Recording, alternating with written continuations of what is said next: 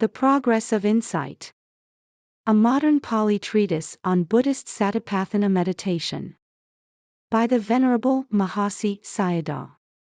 Translated from the Pali with notes by Nyanaponika Thera.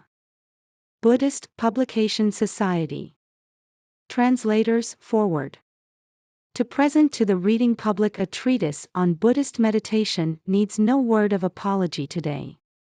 In wide circles of the West, Buddhist meditation is no longer regarded as a matter of purely academic or exotic interest.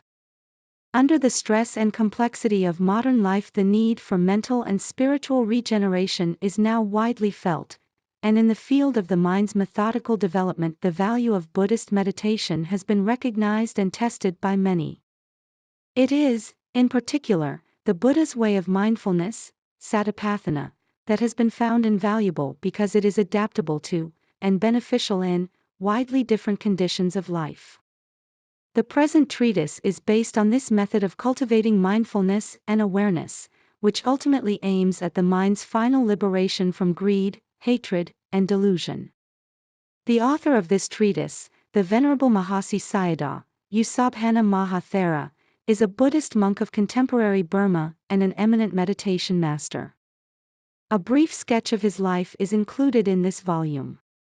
The path of meditation described in these pages was, and still is, taught by him in his meditation center called Dhammanayaka, in Rangoon, and is also set forth in his lectures and books in the Burmese language.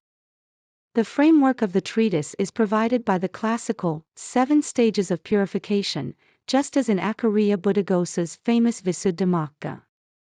On gradually reaching these stages, various phases of insight knowledge are developed, leading on to the stages of ultimate liberation. The approach followed is that of bare insight, where, by direct observation, one's own bodily and mental processes are seen with increasing clarity as being impermanent, liable to suffering, and without a self or soul. The meditational practice begins with a few selected subjects of body contemplation, which are retained up to the very end of the road. With the gradually increasing strength of mindfulness and concentration, the range widens and the vision deepens until the insight knowledges unfold themselves in due order, as a natural outcome of the practice. This approach to the ultimate goal of Buddhist meditation is called bare insight, because insight into the 3 characteristics of existence is made use of exclusively here, dispensing with the prior development of full concentrative absorption, jhana. Nevertheless, and it hardly needs mention, here too a high degree of mental concentration is required for perseverance in the practice, for attaining to insight knowledge, and for reaping its fruits. As stated in the treatise itself, p. 5, it is not the author's purpose to give a detailed introduction to the practice for the use of beginners. The foremost concern in this work is with a stage where, after diligent preliminary practice, the insight knowledges have begun to emerge, leading up to the highest crest of spiritual achievement, arahantship. Of the basic exercises, the treatise gives only a brief indication. At the beginning of Chapter 1, detailed instruction about these may be gathered by the student from the author's Practical Insight Meditation, or the translator's book The Heart of Buddhist Meditation. Also, a knowledge of the Buddha's original Discourse on the Foundations of Mindfulness, Satipatthana Sutta, will be indispensable. This treatise was first written in the Burmese language and later, in 1950, a Pali version of it was composed by the author. As the treatise deals chiefly with the advanced stages of the practice, it was originally not intended for publication. Handwritten or typed copies of the Burmese or Pali version were given only to those who, with some measure of success, had concluded a strict course of practice at the meditation center. For the use of meditators from foreign countries, only a few cyclostyled sheets in English, briefly describing the phases of insight knowledge, were issued instead of the treatise itself. This was done to enable the meditator to identify his personal experience with one or other of the stages described, so that he might direct his further progress accordingly, without being diverted or misled by any secondary phenomena that may have appeared during his practice. In 1954 the venerable author agreed to a printed edition of the Pali version in Burmese script, and after this first publication he also permitted, at the translator's request, the issue of an English version.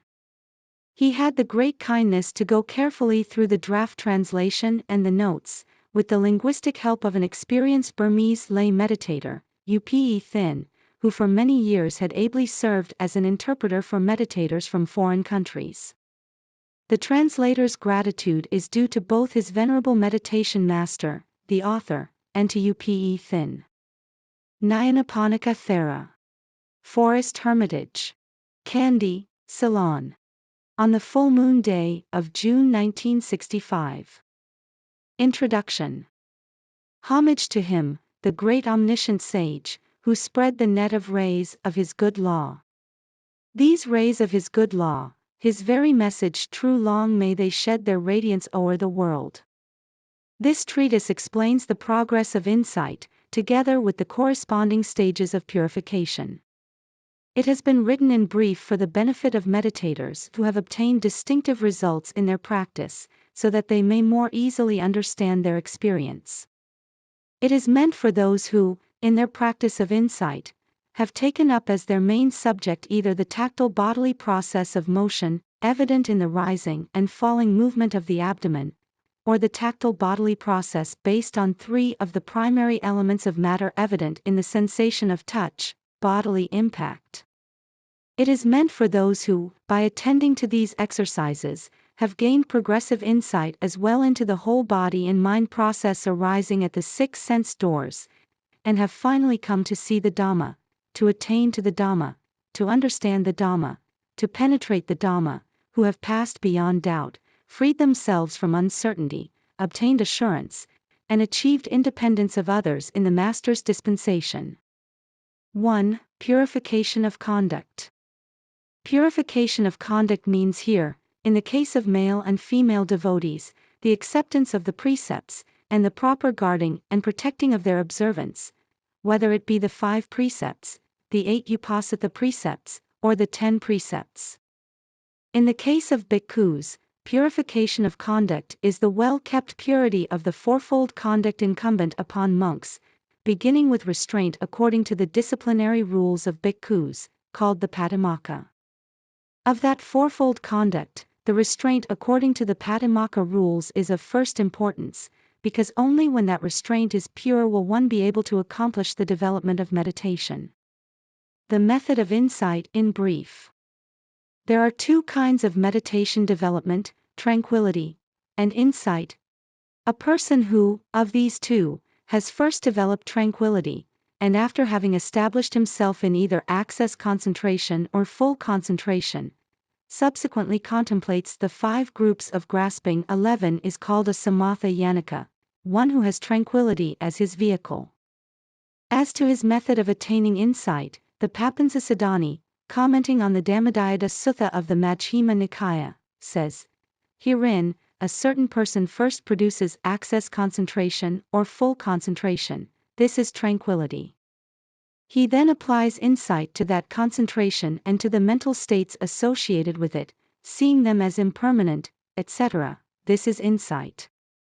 In the Visuddhimagga, too, it is said, he whose vehicle is tranquility should first emerge from any fine material or immaterial jhana, except the base consisting of neither perception nor non-perception, and he should then discern, according to characteristic, function, etc., the jhana factors consisting of applied thought, etc., and the mental states associated with them. Path of Purification. 18.3. He, however, who has neither produced access concentration nor full concentration, but from the very start applies insight to the 5 groups of grasping, is called Siddha Vipassana Yanaka, one who has pure insight as his vehicle. As to his method of attaining insight, it is said in the same commentary to the Dhammadayada Sutta, there is another person, who even without having produced the aforesaid tranquility, applies insight to the 5 groups of grasping, seeing them as impermanent, etc. In the Visuddhimagga, too, it is said thus, one who has pure insight as his vehicle, contemplates the 4 elements. In the Susamma Parabhajaka Sutta of the Nidanavagga Samyutta, 2, it is said by the Buddha, first arises the knowledge comprehending the actual happening of things and afterwards arises the knowledge realizing nibbana. When purification of conduct has been established, the meditator who has chosen pure insight as his vehicle should endeavor to contemplate the body and mind. In doing so, he should contemplate, according to their characteristics, the 5 groups of grasping, that is, the bodily and mental processes that become evident to him in his own life continuity, at his own 6 sense doors. Insight must, in fact, be developed by noticing, according to their specific and general characteristics, the bodily and mental processes that become evident at the 6 sense doors. In the beginning, however, it is difficult to follow and to notice clearly all bodily and mental processes that incessantly appear at the 6 sense doors. Therefore, the meditator who is a beginner should first notice the perfectly distinct process of touch, perceived through the door of bodily sensitivity, because the Visuddhimagga says that in insight meditation one should take up what is distinct. When sitting, there occurs the bodily process of touch by way of the sitting posture and through touch sensitivity in the body. These processes of tactile sensitivity should be noticed as sitting, touching, and so forth, in due succession. Further, at the seated meditator's abdomen, the tactile process of bodily motion, that is, the wind, or vibratory, element, which has breathing as its condition, is perceptible continuously as the rise, expansion, and fall, contraction, of the abdomen. That too should be noticed as rising, falling, and so forth. While the meditator is thus engaged in noticing the element of motion which impinges continuously on the door of bodily sensitivity in the abdomen, it becomes evident to him in its aspects of stiffening, of vibrating, and of pushing and pulling.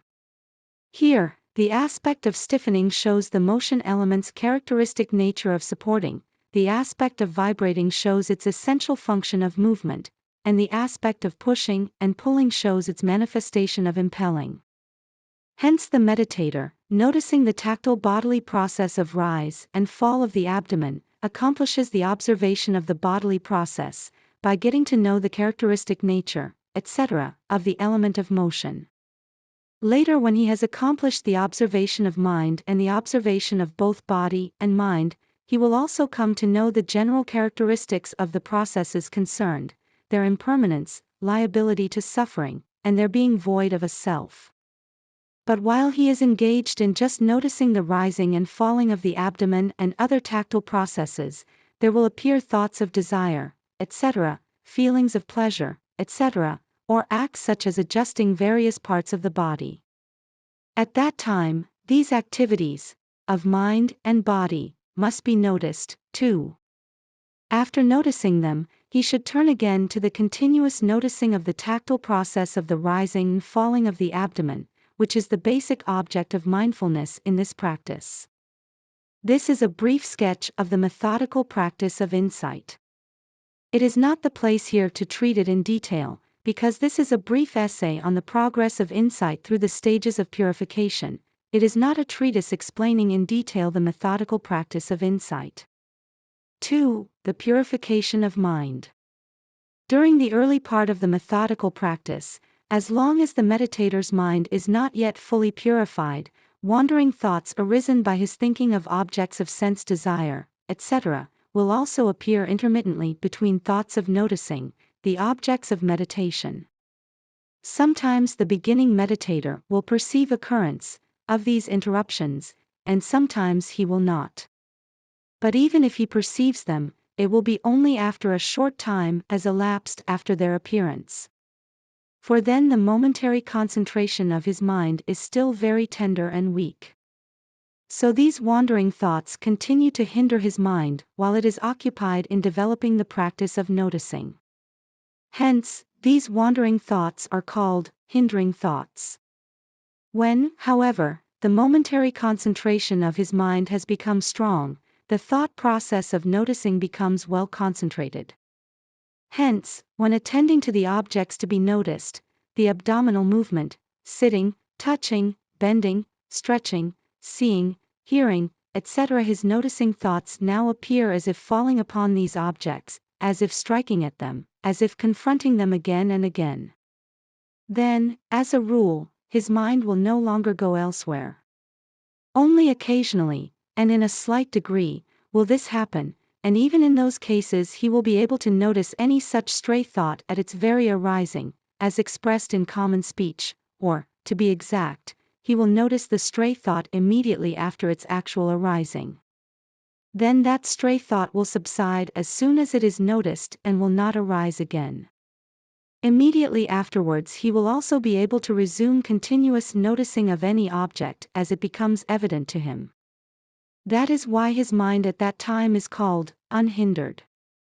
While the meditator is thus practicing the exercise of noticing with unhindered mind, the noticing mind will close in upon and fix on whatever object is being noticed, and the act of noticing will proceed without break. At that time there arises in him in uninterrupted succession the concentration of mind lasting for a moment, directed to each object noticed. This is called purification of mind. Though that concentration has only momentary duration, its power of resistance to being overwhelmed by opposition corresponds to that of access concentration. In the commentary to the Visuddhimagga, in the explanation of the chapter relating to mindfulness of breathing, it is said thus: momentary unification of mind means the concentration of mind lasting only for a moment. For that type of concentration, too, when it occurs uninterruptedly with its respective object in a single mode and is not overcome by opposition, fixes the mind immovably, as if in absorption. It occurs uninterruptedly with its respective object, refers to the uninterrupted continuity of the thoughts engaged in noticing. After noticing one object, one attends, in the same manner, to another that follows immediately. Again, having noticed that object, one turns to the next one, and so on. In a single mode means, though the objects to be noticed, as they present themselves, are numerous and varied, yet the force of concentration of the mind uninterruptedly engaged in noticing remains virtually on the same level. For what is meant here is, just as the first object was noticed with a certain degree of concentration, so the second, third, and other subsequent objects are noticed in each case with the same degree of concentration. Is not overcome by opposition. This means that the momentary concentration in its uninterrupted flow is not overwhelmed by the mental hindrances. As if in absorption, this means that the strength of the momentary concentration is similar to that of concentration which has reached full mental absorption. However, such similarity of momentary concentration with fully absorbed concentration will become evident only when the methodical practice of insight reaches its culmination. But is it not said in the commentaries that the term purification of mind applies only to access concentration and fully absorbed concentration? That is true, but one has to take this statement in the sense that momentary concentration is included in access concentration. For in the commentary to the Satipatthāna Sutta, it is said, the remaining 12 exercises are subjects of meditation leading only to access concentration. Now, in the case of the subjects dealt with in the sections of the Satipatthāna Sutta on postures, clear comprehension and elements, the concentration of one who devotes himself to these exercises will be definitely only momentary concentration. But, as the latter is able to suppress the hindrances just as access concentration does, and since it is in the neighborhood of the noble path attainment concentration, therefore that same momentary concentration is spoken of by the name of access, or neighborhood, and also the meditation subjects that produce that momentary concentration are called meditation subjects leading to access concentration. Hence it should be understood that momentary concentration, having the capacity to suppress the hindrances, has also the right to the name, access, and purification of mind. Otherwise purification of mind could not come about in one who has made bare insight his vehicle by employing only insight, without having produced either access concentration or fully absorbed concentration. 3. Purification of view. 1. Analytical knowledge of body and mind. Endowed with purification of mind and continuing the practice of noticing, the meditator now comes to know body and mind analytically as follows. The rising, upward movement of the abdomen is one process, the falling, downward movement is another, sitting is another, touching is another, etc. In this way, he comes to know how to distinguish each bodily process that he notices. Further, he realizes, the knowing of the rising movement is one process, the knowing of the falling movement is another. In that way, he comes to know each mental act of noticing. Further, he realizes, the rising movement is one process, the knowing of it is another. The falling movement is one process, the knowing of it is another, and so on. In that way, he comes to know how to distinguish each bodily and mental process. All that knowledge comes from simply noticing, not from reasoning, that is to say, it is knowledge by direct experience arrived at by the mere act of noticing, and not knowledge derived from ratiocination. Thus, when seeing a visual object with the eye, the meditator knows how to distinguish each single factor involved. The eye is one, the visual object is another, seeing is another, and knowing it is another. The same manner applies in the case of the other sense functions. For at the time, in each act of noticing, the meditator comes to know analytically the mental processes of noticing, and those of thinking and reflecting, knowing them for himself through direct knowledge by his experience. Thus, they have the nature of going towards an object, inclining towards an object, cognizing an object. On the other hand, he knows analytically the material processes going on in the whole body, which are here described as the rising and falling movements of the abdomen, sitting, etc. Knowing them thus, these have not the nature of going or inclining towards an object, or of cognizing an object. Such knowing is called knowing matter, or the body, by its manifestation of non-determining. For it is said in the Mulla Tika, the principal sub-commentary to the Vibhanga, in other words, non-determining, as in the passage quoted, should be understood as having no faculty of cognizing an object.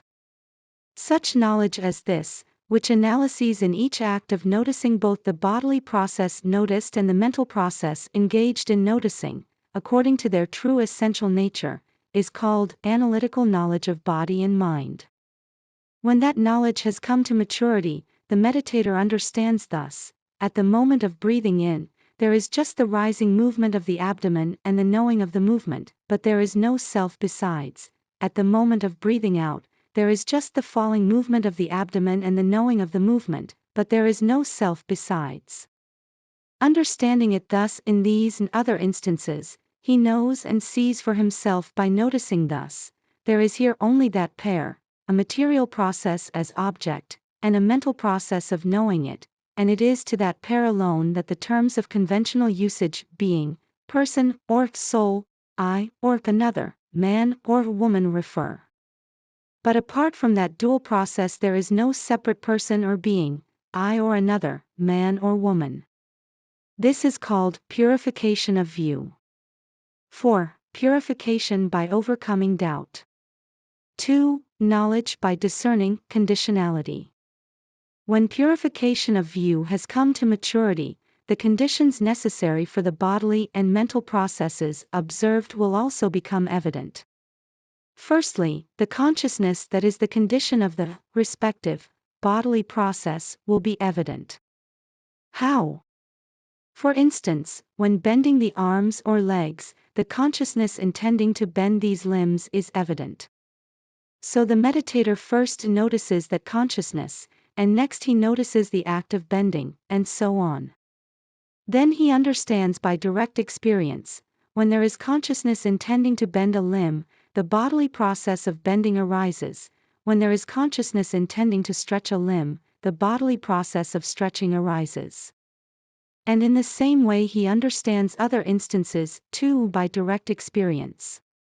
Again, he also understands by direct experience the condition for the mental process, in the following manner. In the case of consciousness desirous of running off the track, there arises first a corresponding consciousness giving initial attention to the distracting object. If that consciousness is not noticed, with mindfulness, then there arises a consciousness that runs off the track. But if the consciousness of initial attention to the distracting object is noticed and known, no stray thought will arise. It is similar in the case of other types of consciousness, for instance, when taking delight or being angry, greedy, etc. When both the sense door of the eye and a visual object are present, there arises visual consciousness, otherwise visual consciousness will not arise, and so it is in the case of the other sense doors. If there is a noticeable or recognizable object, then there arises consciousness engaged in noticing or thinking or reasoning or understanding, as the case may be, otherwise no such consciousness arises. Similarly, he understands what occurs in every other instance of mind door cognition. At that time, the meditator will generally experience many different painful feelings arising in his body. Now, while one of these feelings is being noticed, but without concern, another feeling will arise elsewhere, and while that is being noticed, again another will appear elsewhere. Thus the meditator follows each feeling as it arises and notices it. But though he is engaged in noticing these feelings as they arise, he will only perceive their initial phase of arising, and not their final phase of dissolution. Also many mental images of various shapes will then appear. The shape of a dagoba, a monk, a man, a house, a tree, a park, a heavenly mansion, a cloud, and many other such images will appear. Here, too, while the meditator is still engaged in noticing one of these mental images, another will show itself, while still noticing that, yet another will appear. Following thus the mental images as they arise, he goes on noticing them. But though he is engaged in noticing them, he will perceive only their initial phase, not the final phase. He now understands, consciousness arises in accordance with each object that becomes evident. If there is an object, there arises consciousness; if there is no object, no consciousness arises. Between sequences of noticing he also, by considering inferentially, comes to know thus, it is due to the presence of such causes and conditions as ignorance, craving, kama, etc., that body and mind continue. Such discernment through direct experience and through inference as described, when noticing body and mind with their conditions, is called knowledge of discerning conditionality. When that knowledge has come to maturity, the meditator perceives only body and mind processes occurring in strict accordance with their particular and appropriate conditions, and he comes to the conclusion, here is only a conditioning body and mind process, and a conditioned body and mind process. Apart from these, there is no person who performs the bending of the limbs, etc., or who experiences feelings of pain, etc. This is called purification of insight, by overcoming doubt. 3. Knowledge of comprehension. When this purification of insight, by overcoming doubt, has reached maturity, the meditator will discern distinctly the initial, middle, and final phases of any object noticed by him. Then, in the case of various objects noticed, he will discern distinctly that only after each earlier process has ceased, does there arise a subsequent process. For instance, only when the rising movement of the abdomen has come to an end, does there arise the falling movement; only when that has ended, is there again a rising movement. So also in the case of walking, only when the lifting of the foot has come to an end, does there arise the carrying forward of the foot; only when that has been completed, does there follow the placing of the foot on the ground. In the case of painful feelings, only after each single feeling occurring at its particular place has ceased, will another new feeling arise at another place. On noticing the respective painful feeling repeatedly, twice, thrice, or more, the meditator will see that it gradually grows less, and at last ceases entirely. In the case of the variously shaped images that enter the mind's field, it is only after each single image noticed has vanished, that another new object will come into the mind's focus. On noticing them attentively twice, thrice, or more, he will see well that these mental objects which are being noticed move from one place to another, or they become gradually smaller and less distinct, until at last they disappear entirely. The meditator, however, does not perceive anything that is permanent and lasting, or free from destruction and disappearance. Seeing how each object, even while being noticed, comes to destruction and disappearance, the meditator comprehends it as impermanent in the sense of undergoing destruction. He further comprehends it as suffering, painful, in the sense of breaking up after each arising. Having seen how various painful feelings arise in continuous succession, how if one painful feeling ceases, another arises, and when that has ceased, again another arises, having seen that, he comprehends the respective objects as just a conglomeration of suffering. Further, he comprehends the object as consisting of mere impersonal phenomena without a master, in the sense of not arising of, or by, themselves, but arising subject to conditions and then breaking up. This comprehension of an object noticed, as being impermanent, painful, and without a self, impersonal, through knowing its impermanent nature, etc., by means of simply noticing, without reflecting and reasoning, is called knowledge by comprehension through direct experience. Having thus seen the three characteristics once or several times by direct experience, the meditator, by inference from the direct experience of those objects noticed, comprehends all bodily and mental processes of the past, present, and future, and the whole world, by coming to the conclusion, they, too, are in the same way impermanent, painful, and without a self. This is called knowledge of comprehension by inference.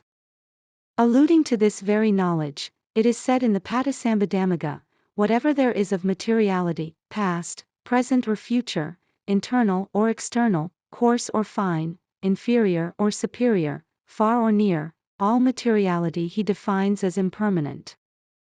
That is one kind of comprehension, and so on. Also in the commentary to the Kathavatthu it is said, even if the impermanence of only a single formation, conditioned phenomenon, is known, there may be consideration of the rest by induction. Thus, all formations are impermanent. The words, all formations are impermanent, refer to an understanding by induction, and not to an understanding by perceiving a co-present object at the same moment. This passage is the authority for the usage of the term inductive insight. Also in the commentary to the Majjhima Nikaya it is said, because in the case of the realm of neither perception nor non-perception, the insight into the sequence of mental factors belongs to the Buddhas alone and not to the disciples, he, the Buddha, said thus, thereby indicating the insight by groups. This passage is the authority for the usage of the term comprehension by groups. 4. Knowledge of arising and passing away.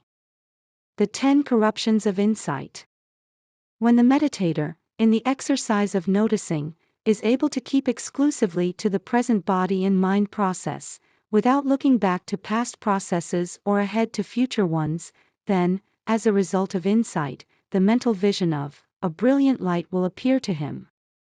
To one it will appear like the light of a lamp, to others like a flash of lightning, or like the radiance of the moon or the sun, and so on.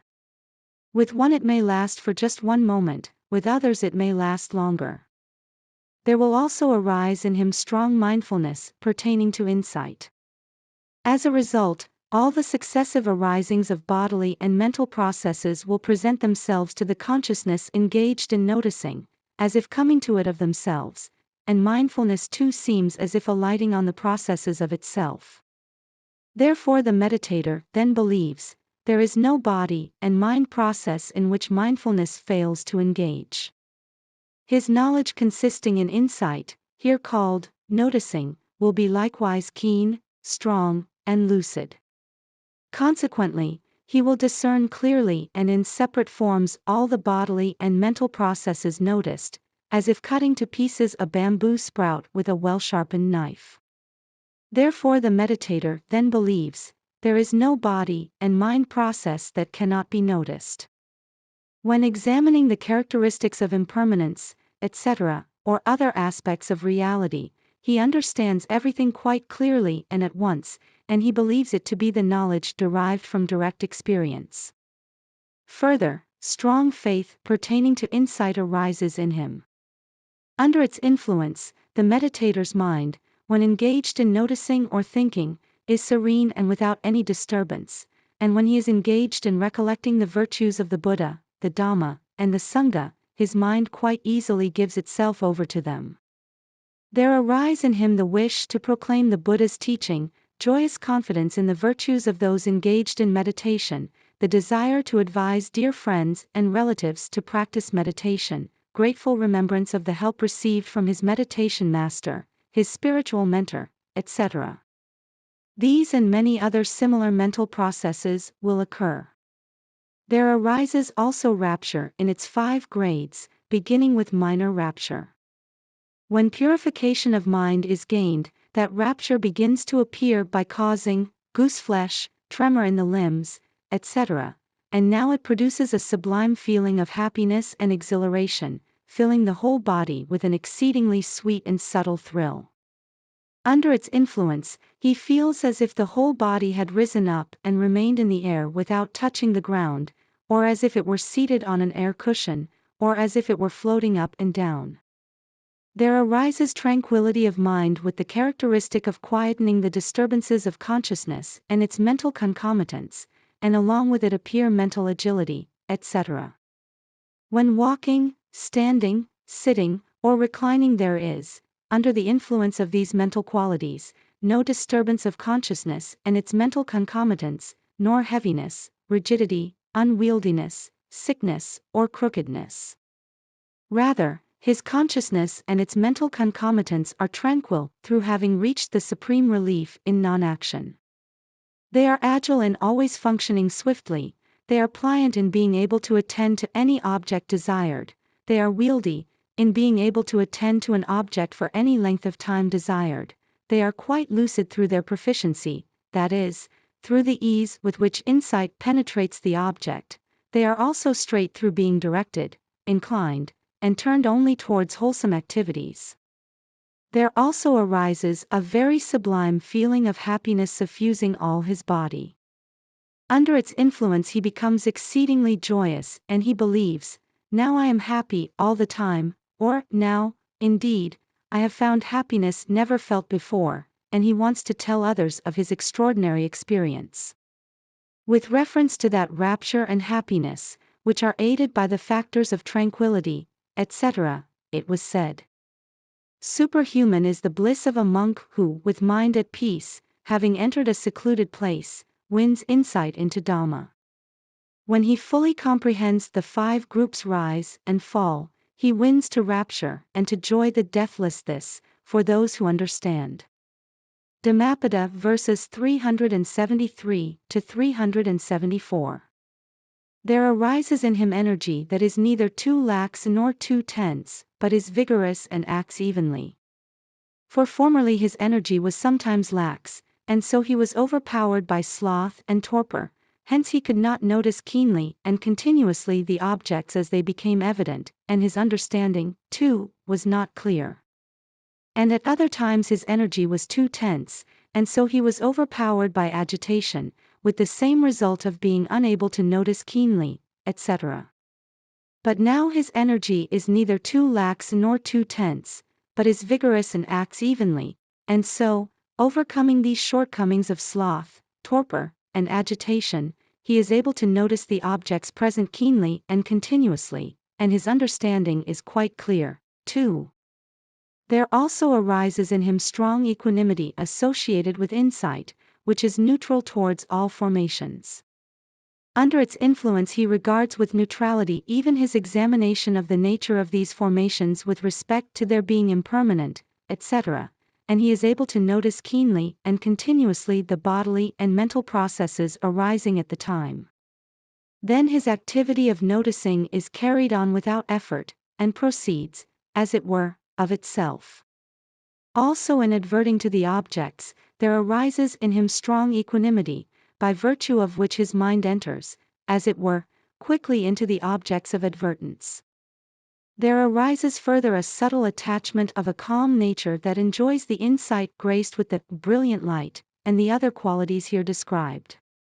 The meditator, however, is not able to discern it as a corruption but believes it to be just the very bliss of meditation. So meditators speak in praise of it thus: "Only now do I find full delight in meditation. Having felt such rapture and happiness accompanied by the brilliant light, and enjoying the very act of perfect noticing, which is ably functioning with ease and rapidity, the meditator now believes, surely I must have attained to the supramundane path and fruition. Now I have finished the task of meditation." This is mistaking what is not the path for the path, and it is a corruption of insight which usually takes place in the manner just described. But even if the meditator does not take the brilliant light and the other corruptions as an indication of the path and fruition, still he feels delight in them. This is likewise a corruption of insight. Therefore, the knowledge consisting in noticing, even if quick in its functioning, is called the early stage of, or weak, knowledge of arising and passing away, if it is beset and corrupted by those corruptions. For the same reason the meditator is at that time not in a position to discern quite distinctly the arising and passing away of bodily and mental processes. Purification by knowledge and vision of what is path and not path. While engaged in noticing, the meditator either by himself or through instructions from someone else, comes to this decision: the brilliant light, and the other things experienced by me, are not the path. Delight in them is merely a corruption of insight. The practice of continuously noticing the object as it becomes evident, that alone is the way of insight. I must go on with just the work of noticing. This decision is called purification by knowledge and vision of what is path and not path. 6. Purification by knowledge and vision of the course of practice. After noticing these manifestations of brilliant light and the others, or after leaving them unheeded, he goes on continuously as before with the act of noticing the bodily and mental processes as they become evident at the 6 sense doors. While thus engaged in noticing, he gets over the corruptions relating to brilliant light, rapture, tranquility, happiness, attachment, etc., and his knowledge remains concerned exclusively with the arising and passing away of the processes noticed. For then, at each act of noticing, he sees, the noticed object, having arisen, disappears instantly. It also becomes clear to him that each object disappears just where it arises, it does not move on to another place. In that way he understands by direct experience how bodily and mental processes arise and break up from moment to moment. It is such knowledge and understanding resulting from the continuous noticing of bodily and mental processes as they arise and dissolve moment after moment, and the discernment, in separate sections, of the arising and passing away of each of them, while being free from the corruptions, that is called final knowledge of contemplation of arising and passing away. This is the beginning of purification by knowledge and vision of the course of practice, which starts from this insight and extends to adaptation knowledge. 5. Knowledge of dissolution. Noticing the bodily and mental processes as they arise, he sees them part by part, link by link, piece by piece, fraction by fraction. Just now it arises, just now it dissolves. When that knowledge of arising and passing away becomes mature, keen and strong, it will arise easily and proceed uninterruptedly as if borne onward of itself. Also the bodily and mental processes will be easily discernible. When keen knowledge thus carries on and formations are easily discernible, then neither the arising of each bodily and mental process, nor its middle phase called presence, nor the continuity of bodily and mental processes called occurrence as unbroken flux, is apparent to him, nor are the shape of the hand, the foot, the face, the body, and so on, apparent to him. But what is apparent to him is only the ceasing of bodily and mental processes, called vanishing, or passing away, or dissolution. For instance, while noticing the rising movement of the abdomen, neither its initial or middle phase is apparent, but only the ceasing or vanishing, which is called the final phase, is apparent, and so it is also with the falling movement of the abdomen. Again, in the case of bending an arm or leg, while noticing the act of bending, neither the initial or the middle phase of bending is apparent, nor is the form of the limb apparent, but only the final phase of ceasing and vanishing is apparent. It is similar in the other cases of stretching a limb, and so on. For at that time each object that is being noticed seems to him to be entirely absent or to have become non-existent. Consequently, at this stage of knowledge, it seems to him as if he were engaged in noticing something which has already become absent or non-existent by having vanished, and the consciousness engaged in noticing appears to have lost contact with the object that is being noticed. It is for that reason that a meditator may here think, "I have lost the insight," but he should not think so. For formerly his consciousness normally took delight in conceptual objects of shapes, etc., and even up to the knowledge of arising and passing away, the idea of formations with their specific features was always apparent to him. Hence his mind took delight in a plainly distinguishable object consisting of formations, with its particular structure and its particular feature idea. But now that his knowledge has developed in the way described, no such idea of the formation's features or structure appears to him, still less any other, cruder concept. At such a stage, the arising of formations, that is, the first phase of the process, is not apparent, as it is in the case of knowledge of arising and passing away, but there is apparent only the dissolution, that is, the final phase, having the nature of vanishing. Therefore the meditator's mind does not take delight in it at first, but he may be sure that soon, after becoming familiar with that stage of the practice, his mind will delight in the cessation of the phenomena, too, which is called their dissolution.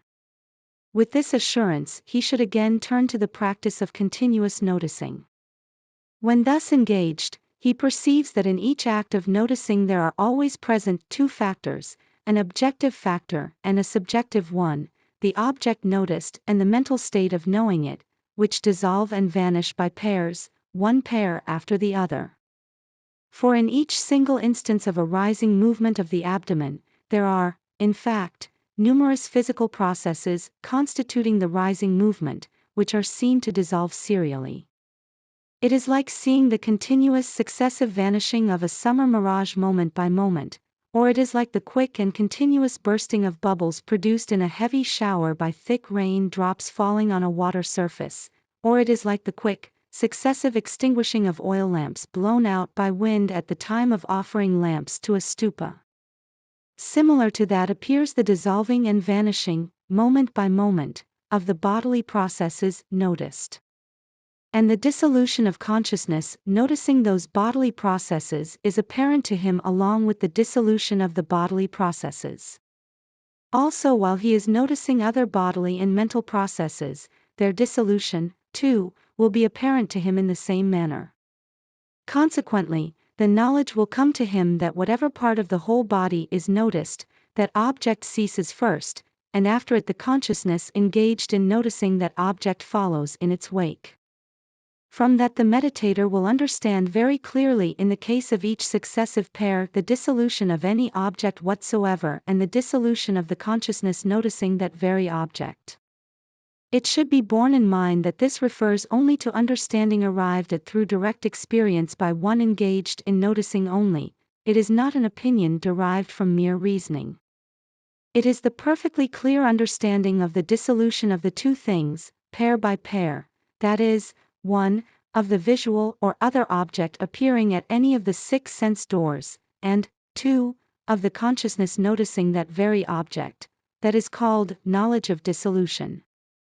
6. Awareness of fearfulness. When that knowledge of dissolution is mature, there will gradually arise, just by seeing the dissolution of all object and subject formations, awareness of fearfulness and other, higher, knowledges, together with their respective aspects of fear, and so on. Having seen how the dissolution of two things, that is, any object noticed and the insight thought engaged in noticing it, takes place moment by moment, the meditator also understands by inference that in the past, too, every conditioned thing, formation, has broken up in the same way, that just so it will break up also in the future, and that at the present it breaks up, too. And just at the time of noticing any formations that are evident, these formations will appear to him in their aspect of fearfulness. Therefore, during the very act of noticing, the meditator will also come to understand, these formations are indeed fearful. Such understanding of their fearfulness is called knowledge of the awareness of fearfulness. It has also the name knowledge of fear. At that time, his mind itself is gripped by fear and seems helpless. 7. Knowledge of misery. When he has realized the fearfulness of the formations through the knowledge of fear, and keeps on noticing continuously, then that knowledge of misery will arise in him before long. When it has arisen, all formations everywhere, whether among the objects noticed, or among the states of consciousness engaged in noticing, or in any kind of life or existence that is brought to mind, will appear insipid, without a vitalizing factor, 39, and unsatisfying. So he sees, at that time, only suffering, only unsatisfactoriness, only misery. Therefore this state is called knowledge of misery. 8. Knowledge of disgust. Seeing thus the misery in conditioned things, formations, his mind finds no delight in those miserable things but is entirely disgusted with them. At times, his mind becomes, as it were, discontented and listless. Even so he does not give up the practice of insight, but spends his time continuously engaging in it. He therefore should know that this state of mind is not dissatisfaction with meditation, but is precisely that knowledge of disgust, that has the aspect of being disgusted with the formations. Even if he directs his thought to the happiest sort of life and existence, or to the most pleasant and desirable objects, his mind will not take delight in them, will find no satisfaction in them. On the contrary, his mind will incline and lean and tend only towards nibbana. Therefore the following thought will arise in him between moments of noticing, the ceasing of all formations that are dissolving from moment to moment, that alone is happiness. 9. Knowledge of desire for deliverance. When through this knowledge, now acquired, he feels disgust with regard to every formation noticed, there will arise in him a desire to forsake these formations or to become delivered from them. The knowledge relating to that desire is called knowledge of desire for deliverance.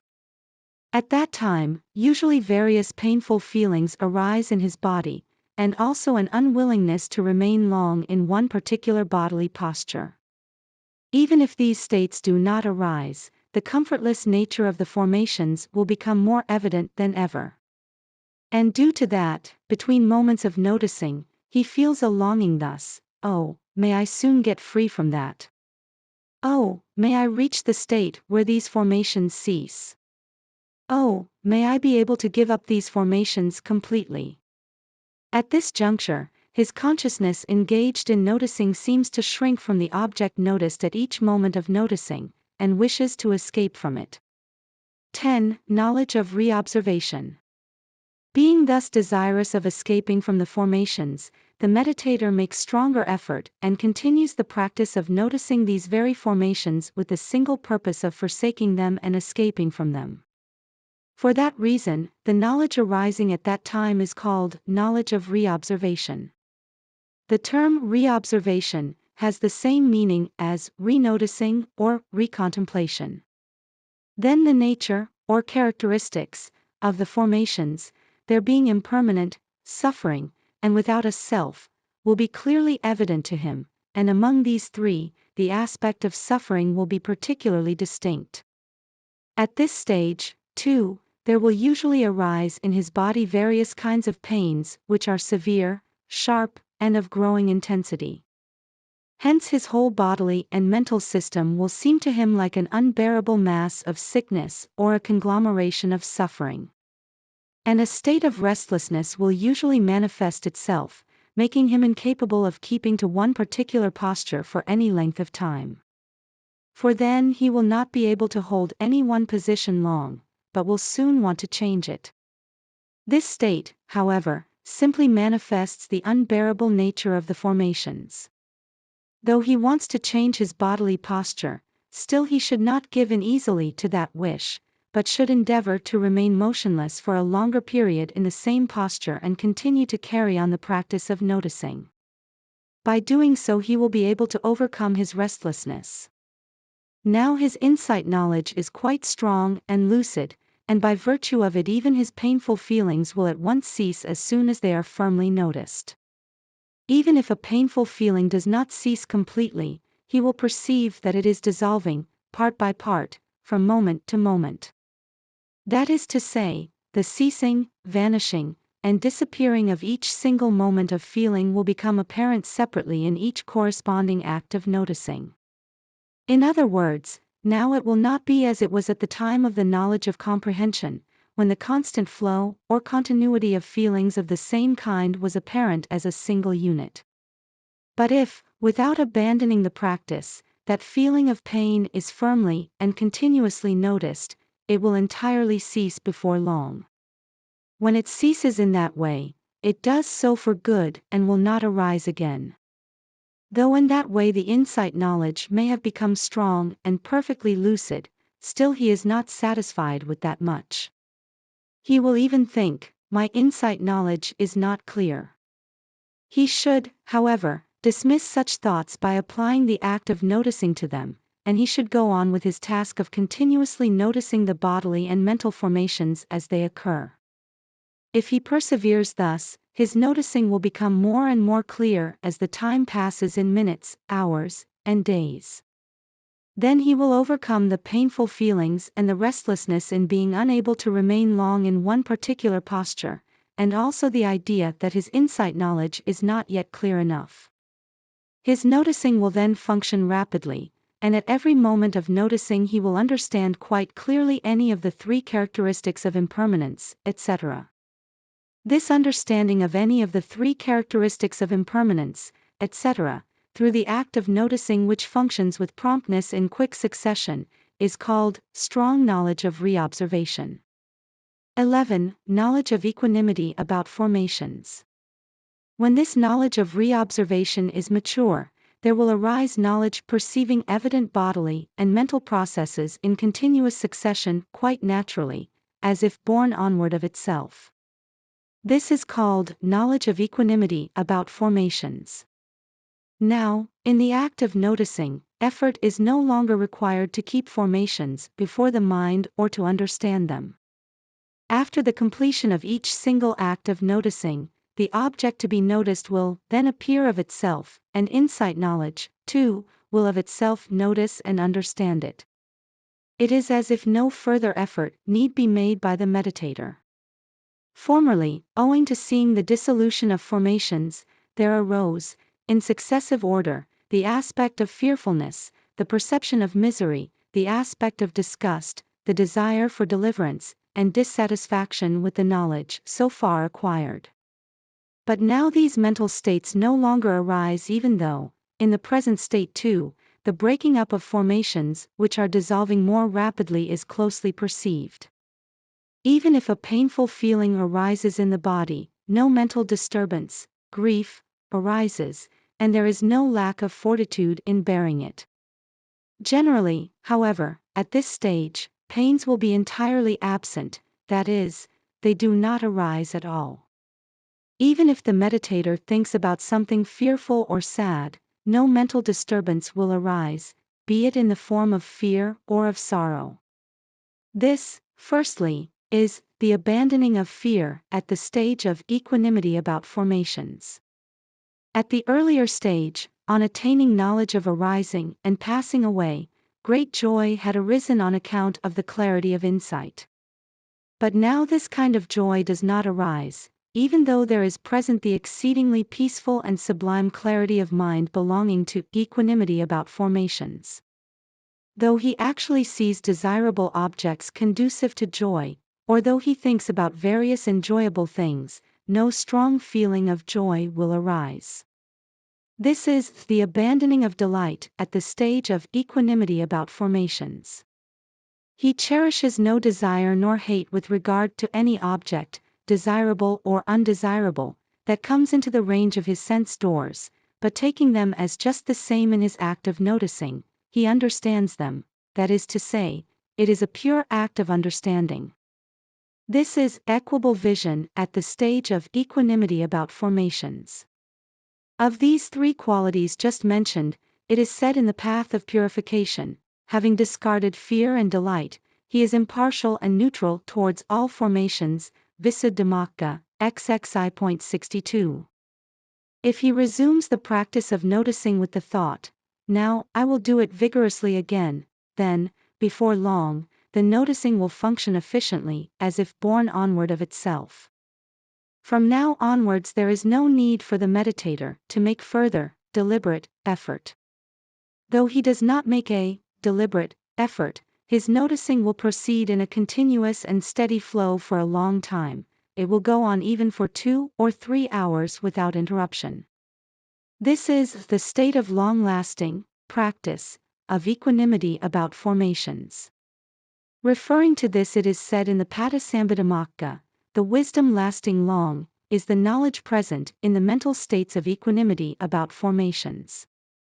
The great commentary to the path of purification explains as follows: this is said with reference to knowledge functioning in a continuous flow.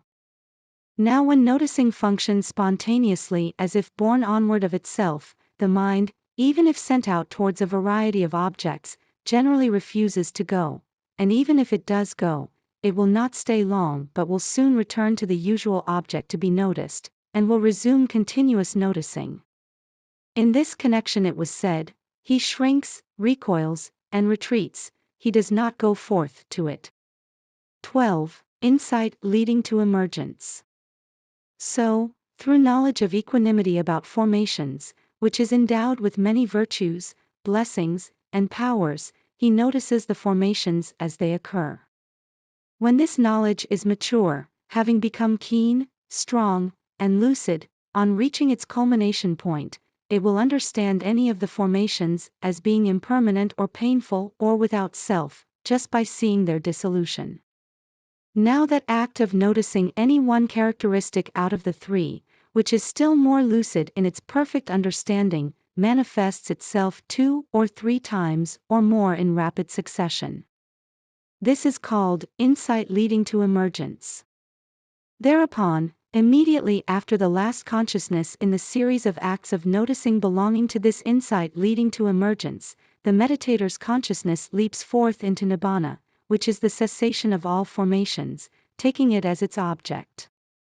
Then there appears to him the stilling, subsidence, of all formations, called cessation. This mode of realization of nibbana has been mentioned in many discourses of the Master. For example, the vision of truth arose. Whatsoever has the nature of arising is bound to cease. Herein the words, bound to cease, indicate the aspect of realizing the stilling and ceasing of all formations which have the nature of arising. Also in the questions of King Milinda, it is said, his consciousness, while carrying on the practice of bringing to mind, i.e., noticing, passes beyond the continuous occurrence of phenomena and alights upon non-occurrence. One who, having practiced in the correct manner, has alighted upon non-occurrence, O King, is said to have realized nibbana. The meaning is this: the meditator who wishes to realize nibbana should repeatedly bring to mind, through the practice of noticing, every bodily and mental process that appears at any of the 6 sense doors. When he brings them to mind thus, his consciousness engaged in noticing, here called bringing to mind, will, until adaptation knowledge is reached, fall at every moment upon the conditioned, bodily and mental formations called here continuous occurrence, because they go on occurring over and over again in an unbroken flow, like a river's current. But in the last phase, instead of falling upon that continuous occurrence, consciousness passes beyond it and alights upon non-occurrence, which is the very opposite of the bodily and mental formations called here occurrence. In other words, it arrives at non-occurrence, that is to say, it reaches, as if it alights upon, cessation, which is the stilling of the formations, or conditioned phenomena. When the meditator, having already before practiced correctly and without deviation by way of the knowledge of arising and passing away and the other knowledges, or by way of the purification of conduct, of mind, of view, etc., has in this manner arrived at non-occurrence, by the consciousness alighting upon it, he is said to have realized nibbana. He is called one who has made nibbana a direct experience and has actually seen it. 13. Knowledge of adaptation. Here the knowledge by way of noticing that occurs last in the series, constituting insight leading to emergence, is called knowledge of adaptation. This is the end of the purification by knowledge and vision of the course of practice. 14. Maturity knowledge. Immediately afterwards, a type of knowledge manifests itself that, as it were, falls for the first time into nibbana, which is void of formations, conditioned phenomena, since it is the cessation of them. This knowledge is called maturity knowledge. 7. Purification by knowledge and vision. 15. Path knowledge. It is followed immediately by knowledge that abides in that same nibbana, which is void of formations since it is the cessation of them. This is called path knowledge. It is also called purification by knowledge and vision. 16. Fruition knowledge. That again is immediately followed by knowledge that belongs to the final stage and continues in the course of its predecessor. It abides in that same nibbana, which is void of formations since it is the cessation of them. This is called fruition knowledge. 17. Knowledge of reviewing. The duration of that threefold knowledge of maturity, path, and fruition is, however, not long. It is very short, and lasts for just an instant, like the duration of a single thought of noticing. Subsequently there arises knowledge of reviewing. Through that knowledge of reviewing the meditator discerns that the insight leading to emergence came along with the very rapid function of noticing, and that immediately after the last phase of noticing, the path consciousness entered into the cessation of formations. This is knowledge reviewing the path. He also discerns that the consciousness abided in that same state of cessation during the intervening period between the path and reviewing. This is knowledge reviewing fruition. He further discerns that the object just experienced is void of all formations. This is knowledge reviewing nibbana. In this connection it is said in the path of purification, by that path, indeed, I have come, thus he reviews the path. That blessing was obtained, thus he reviews the fruition. That state has been penetrated as an object by me, 44. Thus he reviews the deathless, nibbana, visuddhimagga, XXII.20. Some meditators, but not all, have reviewing of defilements. After having reviewed in this way, the meditator still continues the practice of noticing bodily and mental processes as they become evident. But while he is thus engaged in noticing, the bodily and mental processes appear to him quite coarse, not subtle as before at the time of the knowledge of equanimity about formations. Why is this so? This is so because the knowledge present now has the nature of the knowledge of arising and passing away. For when the noble disciples, namely, stream winners, etc., resume the practice of insight, by noticing, the knowledge of arising and passing away usually arises at the beginning. This is the usual course of order in this respect. However, when some meditators emerge from the attainment of path and fruition, great faith, happiness, rapture, and tranquility, produced by virtue of the attainment, arise flooding the whole body. Owing to that, they are unable to carry out the practice of noticing anything apparent at that time. Even if they make double effort and attempt to proceed with the practice of insight, they fail to discern the phenomena clearly and separately, at the moment of their occurrence. They continue to experience only rapture, tranquility, and happiness, which occur with great force. This state of mind, which is extraordinarily serene through the strong faith prevailing, lasts for 1 hour, 2 hours, or more, without break. Because of this, meditators feel as if they were in some such place as a wide open space suffused with radiance and most delightful. The rapture and happiness, of a serene character, that then arise are praised by meditators thus: "Surely, I have never before felt and experienced such happiness." After 2 or 3 hours have passed, that faith, happiness, rapture, and tranquility will fade. The meditators can once again proceed with noticing the bodily and mental processes as they occur, distinguishing them separately, and they will be able to discern them clearly. But at that time, too, first the knowledge of arising and passing away will appear. 18. Attainment of fruition. While he is thus engaged in noticing, his insight knowledge will gradually grow, and soon will again reach the stage of equanimity about formations. If his power of concentration is still short of perfection, only the equanimity about formations will go on repeating itself. But if his concentration has reached perfection, then, in the case of one who does the insight practice of noticing with a view of attaining only to the first path and fruition, the fruition consciousness of the first path alone reaches cessation of formations by way of the attainment of fruition. 46 This occurs in precisely the same way as the path and fruition consciousness that occurred earlier in the consciousness sequence belonging to the initial attainment of the first path. The only difference here is the capacity of the fruition attainment to last long. One should also set one's mind resolutely upon the further tasks, to be able to repeat the achievement of fruition attainment, to achieve it rapidly, and, at the time of achievement, to abide in it a long time, say for 6, 10, 15 or 30 minutes, or for an hour or more.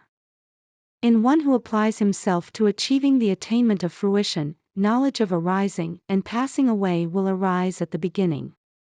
Advancing from there in the due sequence, soon the knowledge of equanimity about formations is reached. But when skill in the practice has been acquired, the knowledge of equanimity about formations will arise quickly even after 4 or 5 acts of noticing. If the power of concentration has reached perfection, the fruition consciousness will repeatedly become absorbed in cessation by way of fruition attainment. The mind can thus reach absorption even while one is walking up and down, or while taking a meal, and the fruition attainment can remain for any length of time resolved upon. During the fruition attainment, the mind will abide only in the cessation of formations and will not be aware of anything else. 19. The higher paths and fruitions. When the meditator has thus become skilled in achieving the fruition attainment, he should resolutely set his mind upon the task of attaining to the higher paths and fruitions. What should now be done by one who has set himself that task? Just as before, he should carry out the practice of noticing anything occurring at the 6 sense doors. Hence, the meditator should notice any bodily and mental process that becomes evident to him at the 6 sense doors. While he is thus engaged, he will see, at the stage of knowledge of arising and passing away, that the first objects consisting of formations appear to him rather coarse, and that his mind is not well concentrated. The development of insight belonging to the higher paths is, in fact, not as easy as that of insight belonging to the fruition attainment already achieved by the meditator. It is in fact somewhat difficult, due to the fact that insight has to be developed anew. It is, however, not so very difficult as it was at the first time when beginning the practice. In a single day, or even in a single hour, he can gain the knowledge of equanimity about formations. This statement is made here, basing it on the experience usually gained by persons of the present day who had to be given guidance from the start and who did not possess particularly strong intelligence. Here it is applied, by inference, to similar types of persons in general. But although equanimity about formations has been attained, if the spiritual faculties have not yet reached full maturity, it just goes on repeating itself. Though he who has one of the lower fruitions may be able to enter into it several times within 1 hour, yet if his spiritual faculties are immature, he cannot attain the next higher path within as much as 1 day, 2, 3, or more days. He abides merely in equanimity about formations. If, however, he then directs his mind to reach the fruition already attained, he will reach it perhaps in 2 or 3 minutes. When, however, the spiritual faculties are mature, one who carries out the practice of insight for attaining to a higher path will find that immediately after equanimity about formations has reached its culmination, the higher path and fruition arise in the same way as before, i.e., as at the time of the first path and fruition, that is to say, it is preceded by the stages of adaptation and maturity. After the fruition, the stages of reviewing, etc., that follow are also the same as before. Anything else concerning the method of practice for insight and the progress of knowledge right up to arahantship can be understood in precisely the same way as described. Hence there is no need to elaborate it any further. Conclusion. Now, the present treatise on the progress of insight through the stages of purification has been written in a concise form, so that meditators can easily comprehend it. Hence complete details have not been given here. And since it was written with a view to making it easily intelligible, in many passages of this treatise relevant canonical references have not been quoted, and there are repetitions and other faults of literary composition. But these shortcomings of presentation and the incompleteness of canonical references may here be overlooked by the reader. Only the meaning and purpose should be heeded well by the wise. It is to this that I would invite the reader's attention. Though in the beginning it was mentioned that this treatise has been written for those who have already obtained distinctive results in their practice, others may perhaps read it with advantage, too. Now these are my concluding good wishes for the latter type of readers, just as a very delicious, appetizing, tasty and nutritious meal can be appreciated fully only by one who has himself eaten it, and not without partaking of it. In the same way, the whole series of knowledges described here can be understood fully only by one who has himself seen it by direct experience, and not otherwise. So may all good people reach the stage of indubitable understanding of this whole series of knowledges. May they also strive to attain it. This treatise on the purities and insights, for meditators who have seen things clear, although their store of learning may be small, the elder, Mahasi by name, in insights method skillful, has written it in Burmese tongue and into Pali rendered it. The treatise on the purities and insights, composed on 2.5.1950, is here concluded. The Venerable Mahasi Sayadaw. Mahasi Sayadaw, the Venerable Vipassanā Ñāṇa Thera, was the son of U Kantā and Da Shuoke of Saikun village, which is about 7 miles to the west of Shwebo town, a one-time capital of the founder of the last Burmese dynasty. He was born on the 3rd waning of the month of 2nd Weso in the year 1266 of the Burmese era, July 29, 1904. At the age of 6, he began his studies to monastic school in the same village, and at the age of 12 he was ordained a Samaura, novice. On reaching the age of 20, he was ordained a bhikkhu on the 5th waning of the month of Tzongmen in the year 1285 of the Burmese era, November 23, 1923. He then passed the government Pali examinations in all the 3 classes of Pathamanj, Pathamalat and Pathamagiai in the following 3 successive years. In the 4th year after his bhikkhu ordination, he proceeded to Mandalay, a former capital of Burma, where he continued his further studies in the Kinmagan Kyong Take under various monks of high scholastic fame. In the 5th year he went to Moulmein, where he took up the work of teaching the Buddhist scriptures at a monastery known as Tong Wang Galai Take Kyong. In the 8th year after his ordination, he and another monk left Moulmein equipped with the bare necessities of a bhikkhu, i.e., alms bowl, a set of 3 robes, etc., and went in search of a clear and effective method in the practice of meditation. At Thaton he met the well-known meditation instructor, the Venerable U Narada, who is also known as Mingun Jettawan Sayadaw I. He then placed himself under the guidance of the Sayadaw, and at once proceeded with an intensive course of meditation. After this practical course of meditation, he returned to Moulmein and continued with his original work of teaching Buddhist scriptures. He sat for the Pali lecturership examination held by the government of Burma in June 1941 and succeeded in passing completely at the first attempt. He was awarded the title of Sasanadaja Siri Pavaradhammasuriya.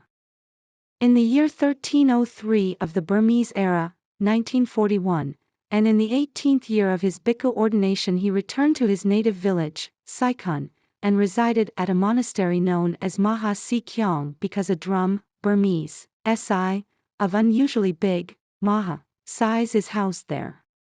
He then introduced the systematic, practical course of Satipatthana meditation. Many people, bhikkhus as well as laymen, gathered round him and took up the strict practical course, and were greatly benefited by his careful instructions. They were happy because they began to understand the salient features of Satipatthana and had also learned the proper method of continuing the practice by themselves. In the year 1311 BE, 1949, the then Prime Minister of Burma, U Nu, and Sir U Thwin, executive members of the Vipassana Ñāṇa Association, requested the Venerable Mahasi Sayadaw to come to Rangoon and give training in meditative practice.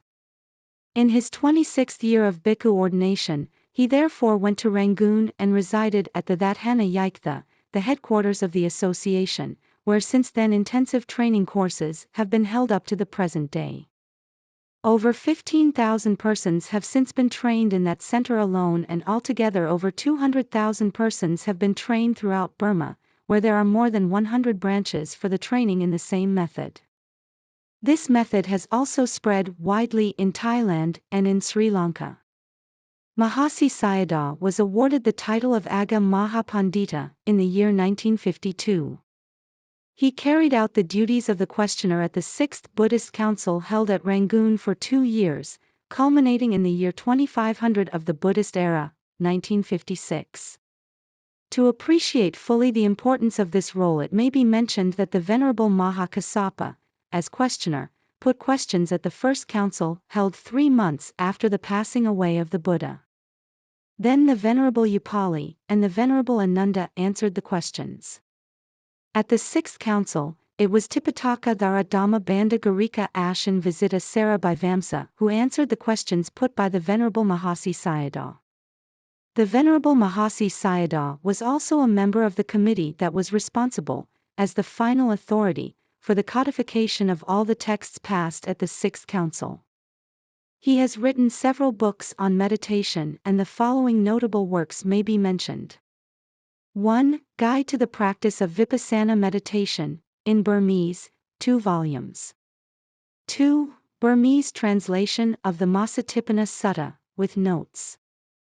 3. Visuddhiyana Katha, in Burmese and Pali.